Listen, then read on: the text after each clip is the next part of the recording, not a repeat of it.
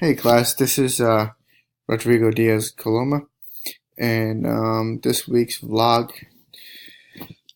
will be basically talking about how um, this week I've learned the local and to global more in depth in terms of how children or teenagers can um, take what they learn and put it in a project based type of learning situation. So the vlog for this week is how might you design a project that engages the whole child, adolescent, cognitively, emotionally, physically, and meet your grade level expectations. Well, basically, what what I understood is that these projects down below could help me assign a project-based um, assignment to my classmates or my students. And so what I wanted to share is the student that saw mango trees in Florida, and he wanted to save the Florida coastline.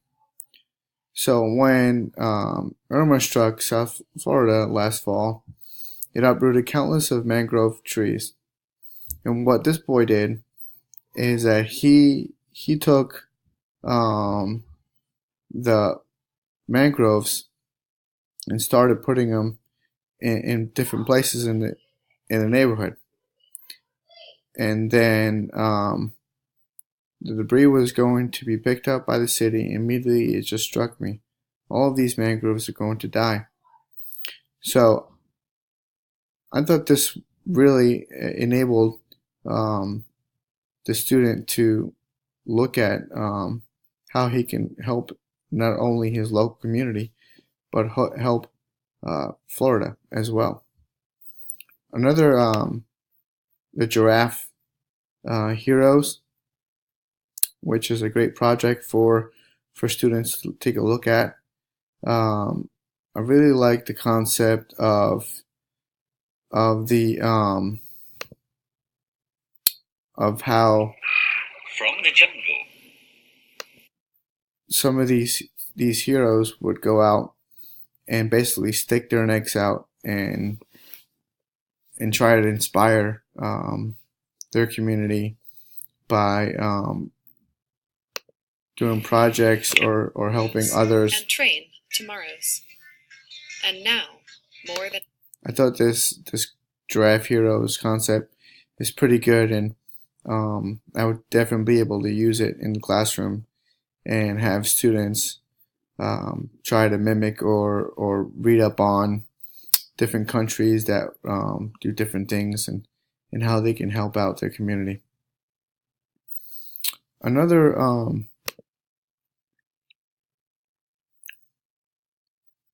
another global projects that I liked was um, the student that My name is Lutando, and I am an innovator. from South Africa, how he was innovative enough to bring up ideas how he can help his South African people by creating into nature and invention encourage entrepreneurship among young people. So within this presentation, I'm from Khayelitsha, Side C, a local township situated in Cape Town.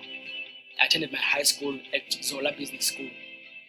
Innovate South Africa came to our school asking for solutions to local challenges we're facing every day in our community. As I live in Khayelitsha, we discovered that the gap between us disadvantaged youth and universities is too huge, it's too big. Even those who make it to the other side of the river find it difficult to cope at the university level. Not because of their ability, but for the sense of of not being familiar with the institutions, the namings, the courses, the subjects, all of that plays a role in us becoming dropouts or even not having an appetite of going to university. We're even afraid of picking up forms to apply because we're afraid of standing out. So we came up with a solution of building a mobile application that is going to offer clear, precise information to us young people, and that's going to give us mentorship and support through charts and like videos and images. We wanted it to be friendly and useful so we can use it. We submitted the idea with Innovate South Africa, and they gave us mentorship and support and also a 5,000 rands to proceed and build a prototype. Their support was very marvelous. They connected us with experts and also supported us in any way possible. By the help of Innovate South Africa, we were able to build the prototype and won the 10,000 rand prize. So now we are developing it at our labs. It is in the incubation and acceleration program, whereby it is developed in a business perspective.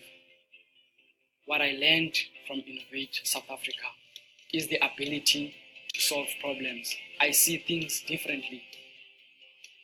Now I see problems as opportunities to offer a solution. Support Innovate South Africa, create more stories like mine. Help us move from aid in Africa to made in Africa. So what this boy did is that he made he really made the intimidation out of going to college and helping these students go to college and make it innovative enough that students would enjoy the environment and the support. And so he made this mobile app to help the students realize that they can go to college without being intimidated or without being afraid. And I think this is something that the students could possibly look at in terms of coding and seeing what they could, how they can better help students around them. Doesn't not necessarily have to mean they have to make a mobile app, but possibly what kind of ideas can they come up with? What kind of creative innovation they can come up with for their fellow students.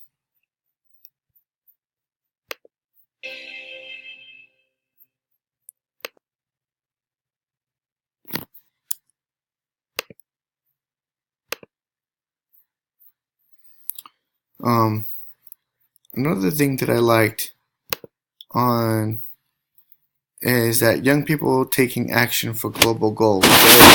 So, since I'm studying secondary, young people like to make videos, obviously, and young people taking action for global goals, and making videos and showing situations around their area that they could fix. And I think that would be something that students can elaborate on and see what they can take action on. This video right here was really important to me, and here's why.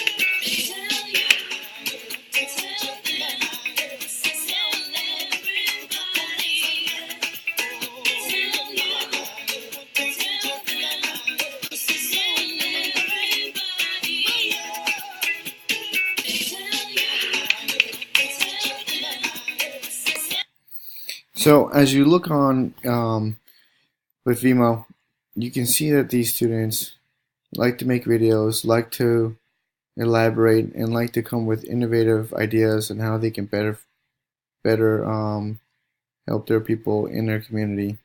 I really like the way that these applications can relate to their situations.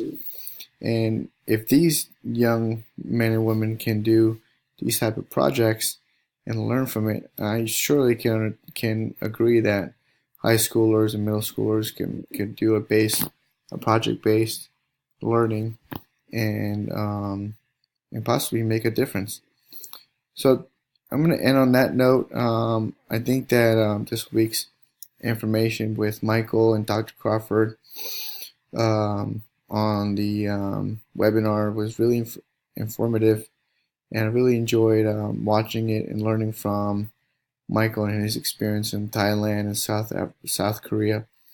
Um, and I'm really learning a lot on this project-based learning. I think it's something that I could adopt in the classroom when I'm on there. Thanks. Have a great night.